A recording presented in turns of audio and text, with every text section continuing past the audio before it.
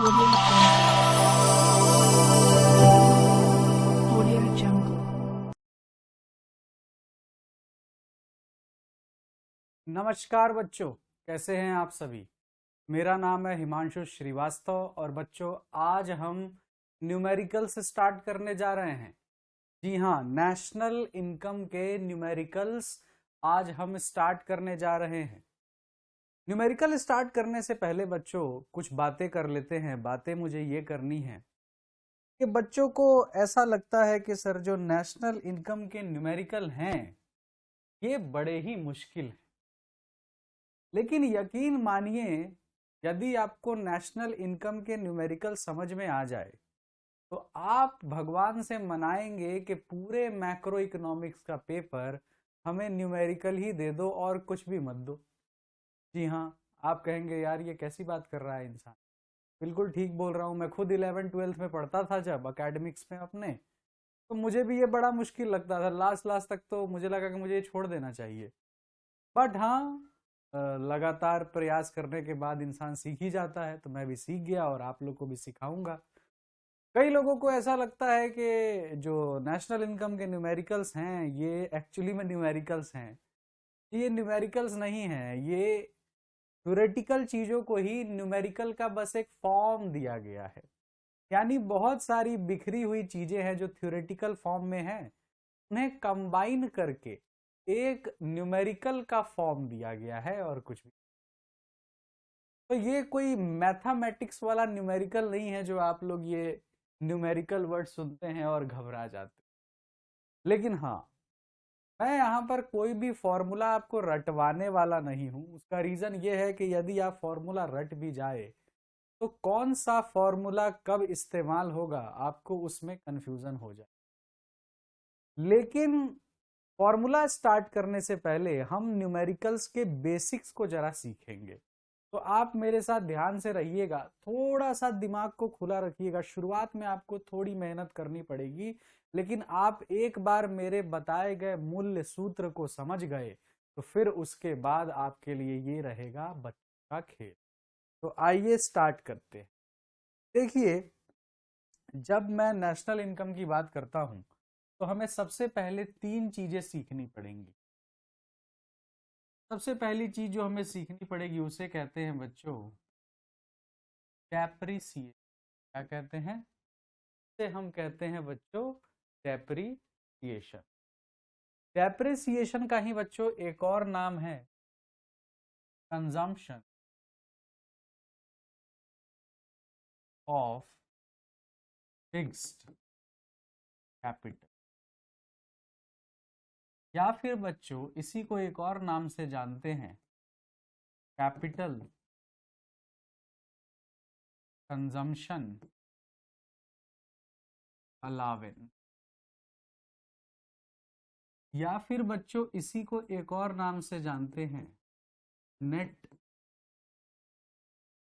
Replacement को। Net replacement. अगली बात समझ में। अब आप कहोगे सर जब डेप्रिसिएशन बोल ही रहे हैं तो ये 3 और नाम आपने क्यों दे दिए। देखिए, एग्जाम में न्यूमेरिकल में कौन सा नाम लिखा हुआ आ जाएगा ये हमें मालूम नहीं, तो इस वजह से हमें सारे नाम पता होना चाहिए। तो यदि एग्जाम में आपके सामने डेप्रिसिएशन लिखा आ जाए तब तो बड़ी अच्छी बात है। अगर कंजम्पशन ऑफ फिक्स कैपिटल लिखा हुआ आता है तो इसका भी मतलब सेम है। कैपिटल कंजम्पशन अलावेंस लिखा हुआ आता है तो इसका भी मतलब सेम है। और नेट रिप्लेसमेंट कॉस्ट लिखा हुआ आता है तो इसका भी मतलब सेम है। लेकिन ये चारों नाम एग्जाम में आते हैं तो हमें ये चारों नाम पता होना चाहिए। दूसरी जो चीज होती है बच्चों वो होती है NFYA, लेकिन एकेडमिक्स बुक में इसे लिखा हुआ होता है NFIA। देखिए, मैं पर्सनली NFYA फॉलो करता हूं क्योंकि मेरा ऐसा मानना है कि जो इनकम है वो हमेशा Y से इंडिकेट होती है। Although net factor income from abroad को जब हम शॉर्ट में बनाते हैं तो NFIA भी 12th क्लास की बुक में लिखा हुआ मिलेगा आपको। मैं आपके ऊपर छोड़ता हूं, आप NFYA माने या NFIA माने, उससे कोई दिक्कत की बात नहीं। तो NFYA इसको हम बोलते हैं बच्चों, इसका फुल फॉर्म होता है net factor income from abroad. लेकिन ये इतना आसान नहीं है बच्चों समझना, net factor income from abroad, तो इसी को शॉर्ट फॉर्म में बोला NFIA। लेकिन मेरा ऐसा मानना है कि इनकम जो है वो वाई से इंडिकेट होती है, तो मैं इसे NFYA बोलता हूं। आप NFIA बोलिए, उससे कोई 12th में आपके मार्क्स नहीं कटेंगे। अब देखिए, सबसे पहले हमें समझना पड़ेगा फैक्टर इनकम। याद रखिएगा, नेशनल इनकम के अंदर सिर्फ फैक्टर इनकम आते हैं, किसी भी प्रकार का ट्रांसफर इनकम नहीं आता है।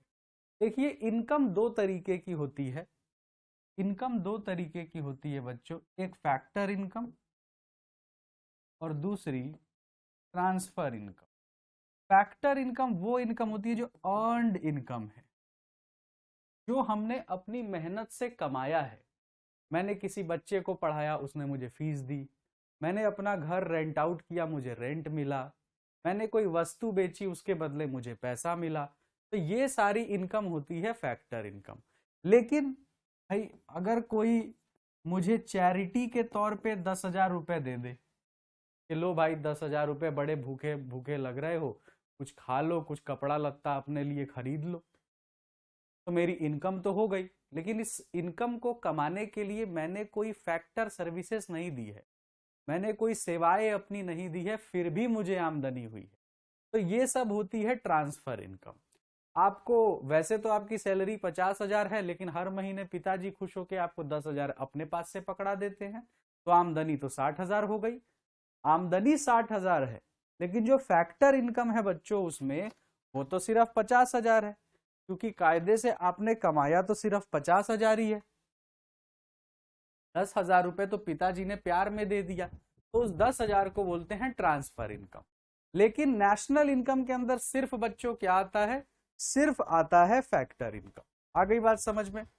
लेकिन ये जो फैक्टर इनकम है, ये फ्रॉम अब्रॉड है, ये इंडिया से नहीं है, ये फ्रॉम अब्रॉड है। देखिए, इनकम फ्रॉम अब्रॉड होती है विदेश से कमाया गया पैसा।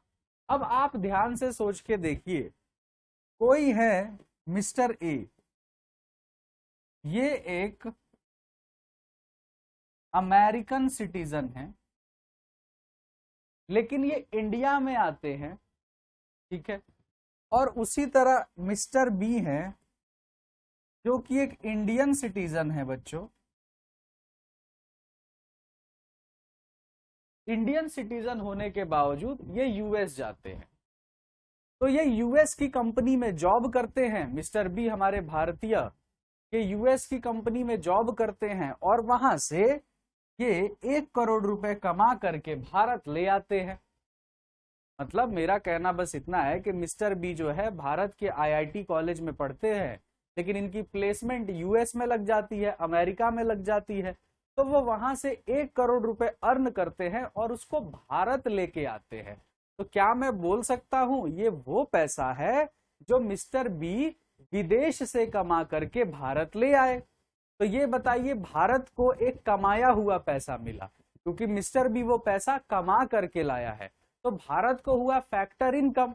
और वो फैक्टर इनकम कहां से हुआ? अब्रॉड से हुआ। तो मैं 1 करोड़ को क्या बोलूं?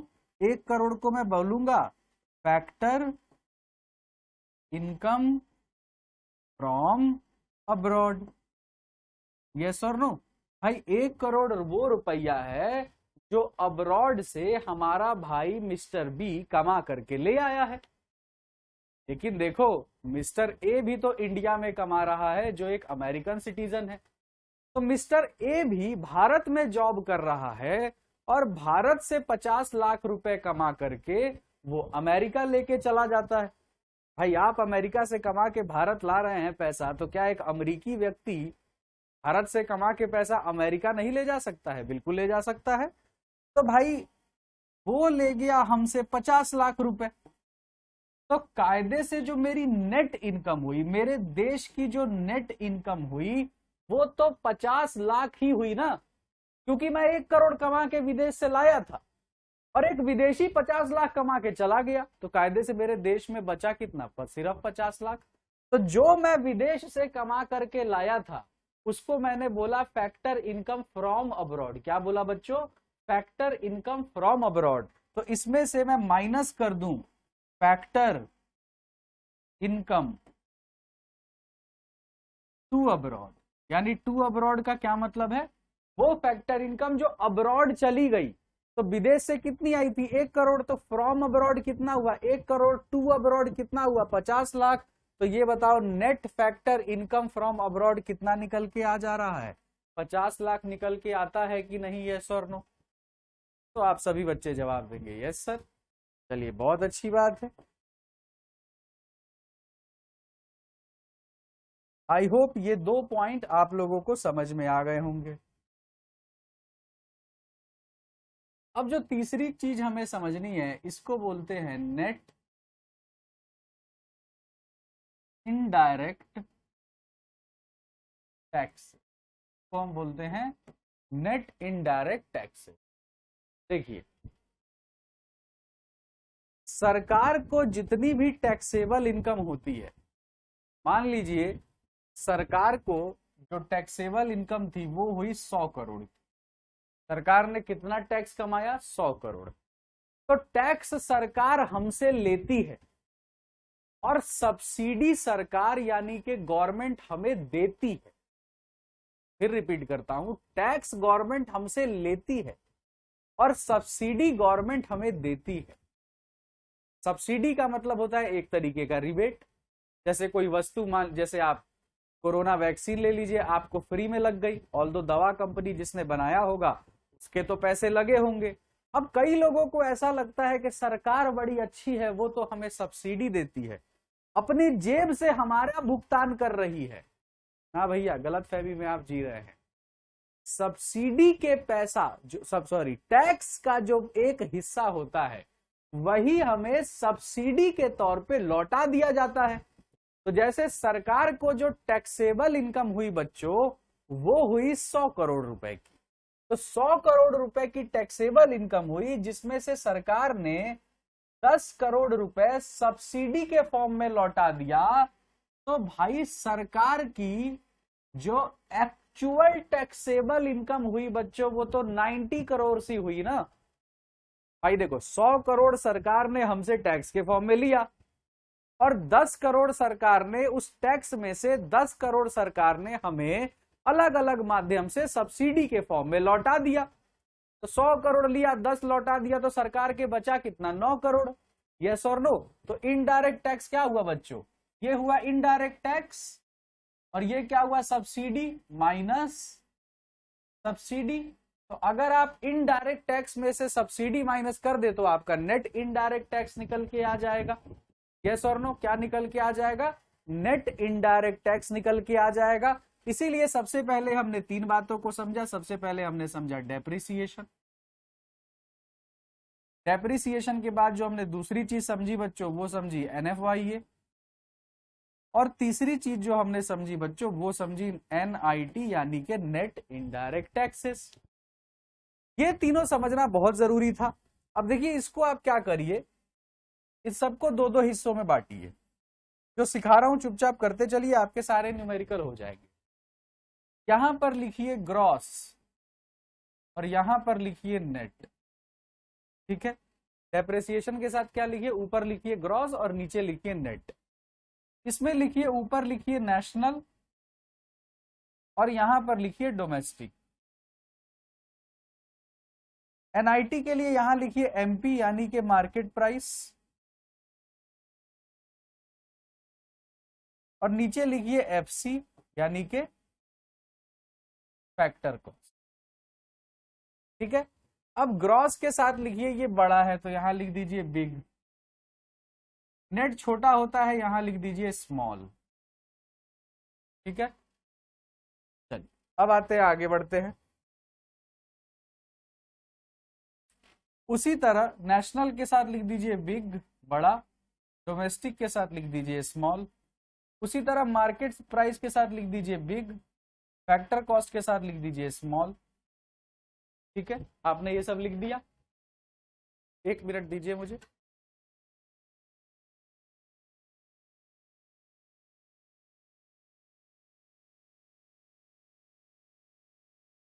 अब देखिए यहां पर आप बिग है, ग्रॉस बड़ा है, तो हम क्या करेंगे, डेप्रेसिएशन प्लस नेट कर देंगे, तो क्या निकल के आ जाएगा, ग्रॉस। और ग्रॉस में से अगर डेप्रेसिएशन माइनस कर दे तो क्या निकल के आ जाता है बच्चों, नेट। देख लो, depreciation plus net is equal to gross. तो उस हिसाब से फॉर्मूला क्या बना, gross minus depreciation is equal to net. ठीक है, उसी तरह देखिए, डोमेस्टिक प्लस NFY ये कर दीजिए, तो बन जाता है नेशनल, बन जाता है नेशनल। और नेशनल माइनस NFY ये कर दीजिए, तो बन जाता है डोमेस्टिक। ठीक है, उसके बाद आइए तीसरी चीज, मार्केट प्राइस में से आप, सॉरी,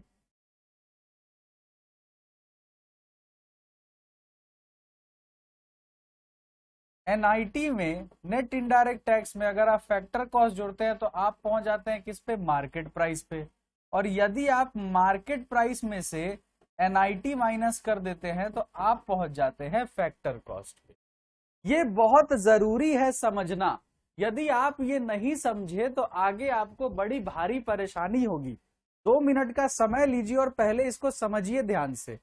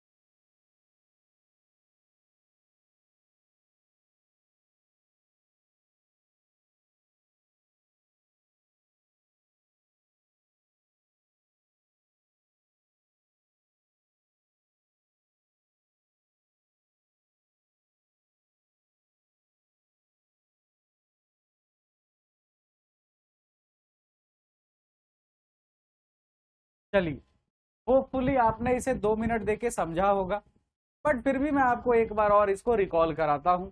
देखिए, मैंने क्या किया, मैंने डेप्रिसिएशन को 2 हिस्सों में बांटा, एक ग्रॉस और एक नेट। मैंने लिखा ग्रॉस बड़ा है और नेट छोटा है, तो मैंने कुछ नहीं किया, मैंने डेप्रिसिएशन में नेट को ऐड किया, तो मैं कहां पहुंच गया, ग्रॉस पे पहुंच गया। और जब मैंने ग्रॉस में से डेप्रिसिएशन को माइनस किया तो मैं नेट पे पहुंच गया। उसी तरह NFYA को मैंने 2 हिस्से में बांटा, एक नेशनल और एक डोमेस्टिक। नेशनल को मैंने कहा बड़ा और डोमेस्टिक को मैंने कहा छोटा। तो जब मैं डोमेस्टिक को जोड़ता हूं NFYA के साथ तो मैं नेशनल पे पहुंच जाता हूं। तो अगर डोमेस्टिक प्लस NFYA नेशनल होता है तो यानी नेशनल माइनस NFYA क्या होता होगा बच्चों, डोमेस्टिक होता होगा। उसी तरह बच्चों नेट इनडायरेक्ट टैक्स को मैंने मार्केट प्राइस और फैक्टर कॉस्ट पे ऐड किया, तो मैंने कहा कि इनडायरेक्ट टैक्स में फैक्टर कॉस्ट जोड़ दीजिए तो मार्केट प्राइस आ जाता है।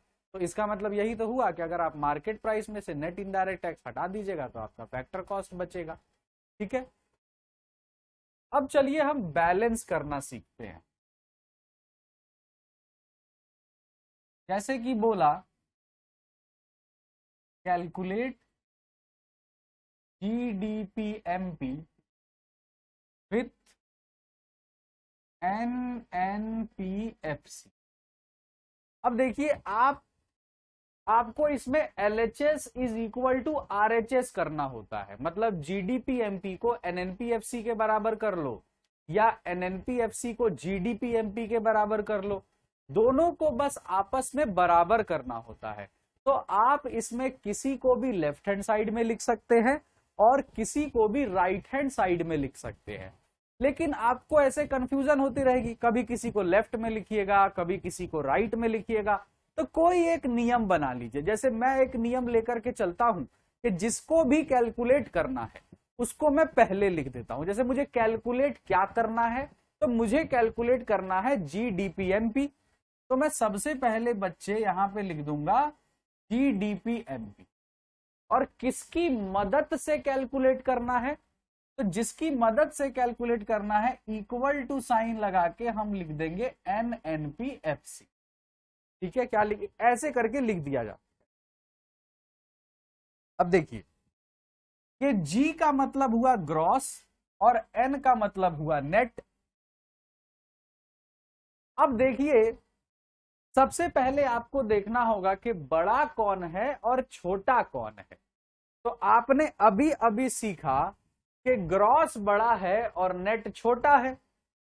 देखिए ग्रॉस बड़ा है और नेट छोटा है, तो अगर मैं बच्चों नेट में प्लस डेप्रिसिएशन कर दूं, प्लस डेप्रिसिएशन कर दूं, तो ये देखिए net plus depreciation is equal to gross होता है कि नहीं। तो जैसे ही मैंने नेट में डेप्रिसिएशन दे दिया तो ये ग्रॉस के बराबर हो गया, है ना। मैंने नेट में डेप्रिसिएशन ऐड कर दिया, ग्रॉस के बराबर हो गया। तो जी और एन आपस में बराबर हो गया क्योंकि एन में डेप्रिसिएशन ऐड करते ही वो ग्रॉस के इक्वल हो गया। चलिए पहला स्टेप हमारा हुआ कंप्लीट।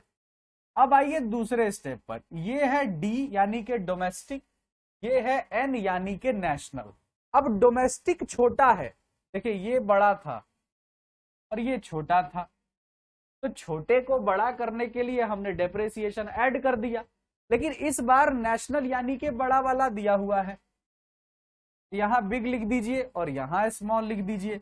तो अगर मैं बच्चों नेशनल में से NFYA माइनस कर देता हूं, तो देखिए देखिए जरा, नेशनल में से मैं NFYA माइनस कर देता हूं तो मेरा डोमेस्टिक आ जाता है कि नहीं। तो देखिए मैंने क्या किया, मैंने नेशनल में से NFYA को माइनस किया और मैं डोमेस्टिक तक पहुंच गया, यानी सेकेंड स्टेज भी हमारा इक्वल हो गया।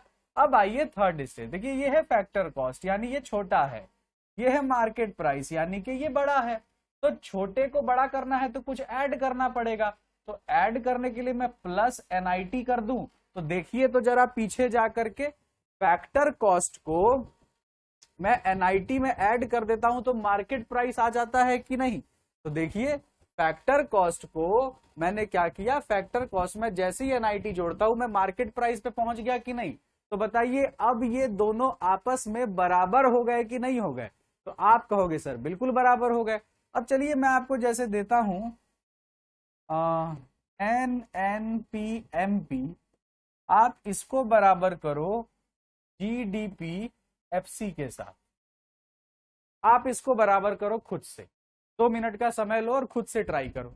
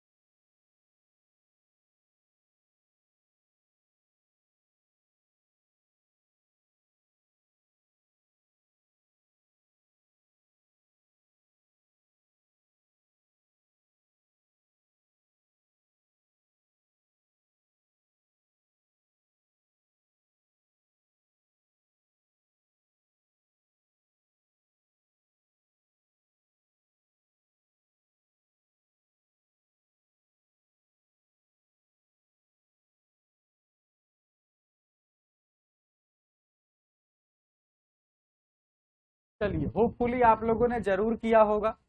अब मैं एक बार करके दिखाता हूं। देखिए, ये है अब नेट और ये है ग्रॉस, यानी इधर इस बार छोटा है और इधर इस बार बड़ा वाला है। अब बड़े को छोटा कर दीजिए, तो ग्रॉस में से डेप्रेसिएशन माइनस कर दीजिए, नेट के इक्वल हो गया। हो गया कि नहीं? फिर देखिए, इधर है आपका डोमेस्टिक और इधर है नेशनल, यानी यहां पर अब छोटा वाला है और इधर बड़ा वाला है। तो छोटा है तो छोटे को बड़ा करना पड़ता है, बड़ा है तो बड़े को छोटा करना पड़ता है। तो देखिए, ये डोमेस्टिक है, तो मैं अगर इसमें प्लस NFYA कर देता हूं तो ये किसके बराबर हो जाता है? ये नेशनल के बराबर हो जाता है। उसी तरह फैक्टर कॉस्ट, यानी कि ये छोटा है, मार्केट प्राइस यानी कि बड़ा है, तो छोटे को बड़ा करना पड़ेगा, तो सबसे पहले प्लस करना पड़ेगा। तो प्लस क्या कर दे, अगर मैं इसमें NIT प्लस कर दूं तो हो गया काम। हो गया कि नहीं? उसी तरह एक और ट्राई करते हैं, जैसे कि मान लिए GNPFC, इसको बराबर करिए NDPMP के साथ। इसको ट्राई कीजिए, 2 मिनट का समय लीजिए, ट्राई कीजिए।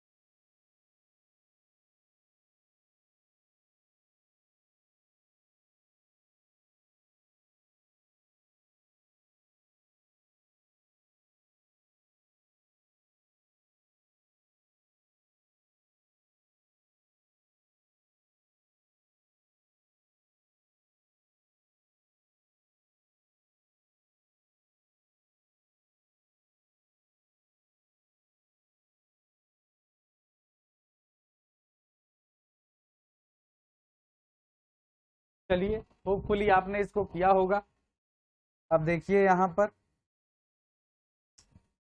ये ग्रॉस है, ये नेट है, तो भाई प्लस कर दीजिए डेप्रेसिएशन। तो नेट में आपने प्लस किया डेप्रेसिएशन, तो ग्रॉस के बराबर हो गया। अब देखिए, ये आपका डोमेस्टिक है और ये आपका नेशनल है, तो डोमेस्टिक हो गया तो छोटा है, तो प्लस NFYA कर दीजिए। ये MP है, ये FC है, तो MP में से NIT माइनस कर दीजिए, तो FC के इक्वल हो जाता है। हो जाता है कि नहीं? चलिए एक और ट्राई करते हैं, एकदम इसको अच्छे से पक्का कीजिए, बाद में बहुत काम आएगा बच्चों। चलिए देखते हैं, NNP FC, इसको इक्वल करते हैं GDPMP के साथ। जरा इक्वल कीजिए इसको, इसको बैलेंस कीजिए, 2 मिनट का समय लीजिए, बैलेंस कीजिए। एकदम हड़बड़ा के नहीं सीखना है बच्चों, आराम आराम से सीखना है।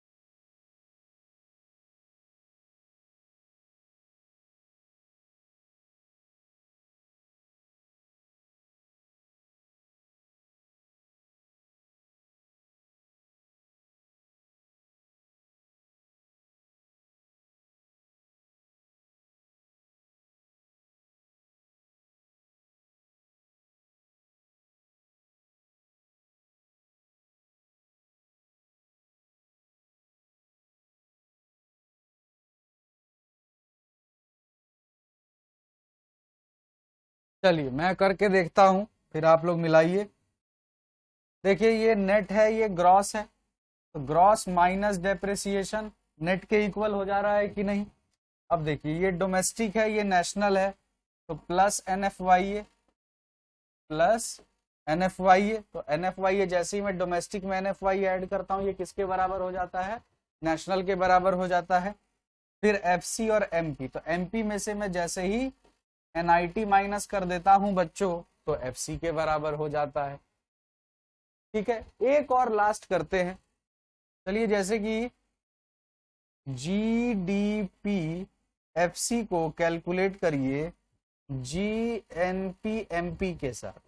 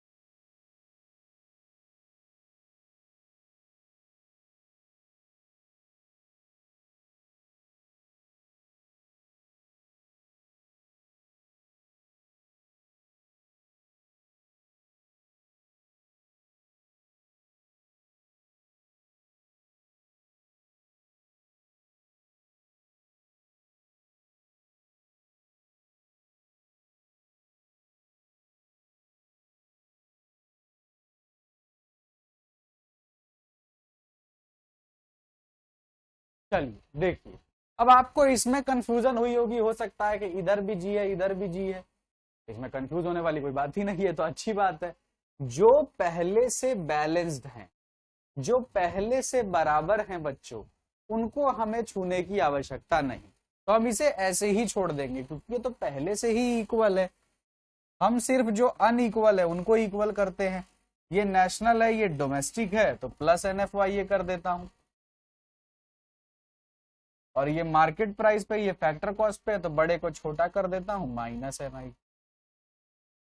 तो आई होप आपको ये बेसिक चीजें समझ में आ गई होंगी, बेसिक चीजें समझ में आ गई होंगी। कई बार क्या होगा, इसको वैल्यू एडेड के सेंस में देगा, वैल्यू एडेड के सेंस में। मतलब क्या करेगा, आपको कहेगा एनएनपीएफसी ना बोल करके बोलेगा एनवीएएफसी निकालो।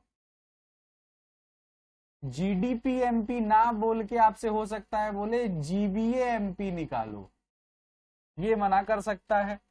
हो सकता है एनडीपीएफसी ना बोल के बोले एनवीएएफसी निकालो, तो कोई दिक्कत नहीं है। तो देखो, अगर मुझे एनवीएएफसी निकालना है जीबीएएमपी की मदद से फॉर एग्जांपल, तो देखो ग्रॉस है नेट है, तो ग्रॉस में से डेप्रिसिएशन माइनस कर देता हूं, और V तो पहले से ही वैल्यू एडिशन के फॉर्म में है, तो कुछ करने की ही जरूरत नहीं है।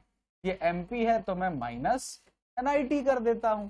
अब जैसा क्वेश्चन होगा उसके अनुकूल, उसके हिसाब से हम आंसर दे देंगे, कोई दिक्कत की बात ही नहीं है। चलो एक छोटी सी बात आपको समझाता हूं। देखो जब हम न्यूमेरिकल सॉल्व करेंगे, जब हम न्यूमेरिकल सॉल्व करेंगे तो हम हमेशा किसी पर्टिकुलर फॉर्म का निकालते हैं। देखिए चाहे रुको, अभी मत समझो, अभी रुक जाओ, जब न्यूमेरिकल करना तभी समझना, अभी क्या पता तुम कंफ्यूज हो जाओ। ठीक है, तो अभी मैंने आपको बेसिक्स जो है वो सारे मैंने आपको बताए। अब नेक्स्ट क्लास के अंदर जो मैं चर्चा करूंगा वो हम methods of national income start करेंगे। देखिए 3 मेथड होते हैं। एक होता है बच्चों वैल्यू एडेड मेथड, इससे भी नेशनल इनकम निकलता है। एक होता है बच्चों इनकम मेथड, इससे भी नेशनल इनकम निकलता है। और एक होता है बच्चों एक्सपेंडिचर मेथड, इससे भी हम नेशनल इनकम निकाल सकते। तीनों ही मेथड को हम सीखेंगे। लेकिन देखिए नेशनल इनकम को बोलते हैं बच्चों शॉर्ट में NNPFC, net national product at factor cost. तो जब हम वैल्यू एडेड मेथड पढ़ेंगे तो हम इससे सबसे पहले कैलकुलेट करेंगे GDPMP। मतलब इवन NNPFC भी आपको बोला कैलकुलेट करने को, आप सबसे पहले क्या निकालोगे? GDPMP निकालोगे। ऐसा क्यों कर रहे हो वो मैं आपको अभी थोड़ी देर में बताऊंगा। जब आप इनकम मेथड करोगे तो आप सबसे पहले NDPFC निकाल लेना, चाहे कुछ भी निकालने को बोले आप बस क्या कैलकुलेट कर लेना NDPFC। GDPMP या NDPFC ये सब कैसे आएगा ये तो मैं सिखाऊंगा ही। और एक्सपेंडिचर मेथड से भी सबसे पहले बच्चों GDPMP कैलकुलेट कर लेना। यानी 2 method, value added method, expenditure method से आप सबसे पहले GDPMP कैलकुलेट करना, इनकम मेथड से आप सबसे पहले NDPFC कैलकुलेट करना। लेकिन हो सकता है कि फॉर्मूला वैल्यू एडेड ही यूज करना है लेकिन हमें कैलकुलेट NNPFC करना है। तो भाई दिक्कत क्या है? GDPMP तो हमारा निकल के आ ही चुका रहेगा, NNPFC के साथ बैलेंस कर देंगे। ये लो निकल के आ जाएगा कि नहीं? तो देखिए ग्रॉस है तो माइनस कर दूंगा डेप्रेसिएशन और प्लस कर दूंगा NFYA और माइनस कर दूंगा NIT। निकल जाएगा कि नहीं? NNPFC कैलकुलेट हो जाएगा। उसी तरह अगर मेरे पास NDPFC है, मुझे NNPFC निकालना है तो मैं इन दोनों को इक्वल कर देता हूं। ये देखिए नेट नेट पहले से बराबर है, फैक्टर कॉस्ट पहले से बराबर है, बस इसमें NFYA ऐड करना है। और GDPMP को NNPFC कैसे करते हैं वो अभी अभी मैंने आपको सिखाई दिया। तो ये था बच्चों हमारा पूरा का पूरा basics of national income. I hope आप सभी लोगों को समझ में आया होगा। नेक्स्ट क्लास में बच्चों वैल्यू एडेड मेथड को स्टार्ट करेंगे और वैल्यू एडेड मेथड को समझेंगे, उसके सारे न्यूमेरिकल करेंगे, फिर हम आगे बढ़ेंगे।